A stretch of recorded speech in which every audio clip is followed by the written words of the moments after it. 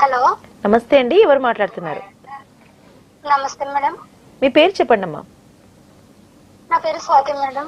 స్వాతి గారు ఎక్కడి నుంచి మాట్లాడుతున్నారు? రాజమండ్రి నుంచి మేడం. ఓకే అండి స్వాతి గారు, మరి న్యాయ సలహాలు షో చూస్తున్నారా? నాకు మ్యారేజ్ అయింది మేడం. మ్యారేజ్ అయినాక మా ఆయన గారు చనిపోయారండి. స్వాతి గారు, మీ ప్రాబ్లం ఏంటో ఇక్కడ మేడం కి చెప్పండి. Okay madam. మా చెప్పండి. ఆయన గారు చనిపోయి 9 సంవత్సరాలు అవుతుంది మేడం. అది ఇల్లు కోసం గొడవలు పడుతున్నారండి ఇక్కడ. మేము ఒకసారి కోర్టు కేసు కూడా వేసుకున్నాము. అది ఇల్లు కోసం అయితే తేలిపోయింది మేడం. అంటే నేను ఇప్పుడు మ్యారేజ్ చేసుకున్నా కానీ ఒకవేళ పిల్లల కోసం ఏమన్నా ఇబ్బంది పెడతారంటారు మేడం? మీరు మ్యారేజ్ చేసుకోండి, మీకేం ఇబ్బంది లేదు. మీ పిల్లలకే వెళ్తుంది ఆస్తి. Okay madam. మీ పిల్లలది ఆస్తి ఎవరన్నా తీసుకోలేము పుట్టినప్పటి నుండి. అంటే ఇది ఆస్తి ఎవరిది అంటున్నారు? మీ భర్తదా? మీ మేడం అంటే ముగ్గురికి 3 ఇల్లులు ఉన్నాయి మేడం. ముగ్గురు అన్న తమ్ముళ్ళండి మా ఆయన గారు వాళ్ళని. ఎవరి పేరు మీద ఉంది? 3 ఇల్లులు ఉన్నాయి మేడం. ఆయన మా ఇంటికి వచ్చి మా అత్తగారు బావగారు వాళ్ళందరూ నాది నువ్వు ఉండడానికి వెళ్ళలేదు, వెళ్ళిపోవచ్చు అది అని అంటున్నారు మేడం. అంటే నాది చిన్న ఏజ్ అండి. మా వాళ్ళు మ్యారేజ్ చేద్దామని అనుకుంటున్నారు. ఒకవేళ చేసుకుంటే పిల్లలకి ఏమన్నా రాదా ఏంటి అని సస్పెన్స్ లో ఉండిపోయాం మేడం. ఆ ఇల్లు ఎవరిదమ్మా? ఆ ఇల్లు ఎవరిది? మా ఆయనదే మేడం. ఎవరి పేరు మీద ఉంది? మీ ఆయన పేరు మీదనా మీ పేరు మీద? మీ మామ పేరు మీద?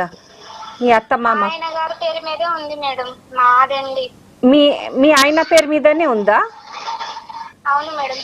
మీ ఆయన పేరు మీద ఉంటే మీ ముగ్గురికే వస్తుందమ్మా. అంటే మీ అత్తమ్మ ఉందా? మేడం మీ అత్తమ్మ మామ గారు ఉన్నారా? అత్తమ్మ ఉంది మేడం. బావగారు మరిది గారు వీళ్ళు ఉన్నారు మేడం. అత్తయ్య మెయిన్ ఆమె ఒప్పుకోవట్లేదు మేడం. అంటే ఒకవేళ చేసుకున్న పిల్లల్ని మాకు ఇచ్చేయాలి, నీకు సంబంధం లేదు అని అంటున్నారు మేడం. ఎంత వయసు పిల్లలది? పిల్లలది 9 సంవత్సరాలు 7 సంవత్సరాలు మేడం. లేదమ్మా, అట్లా చిన్న పిల్లల్ని వాళ్ళు తీసుకోనికి లేదు.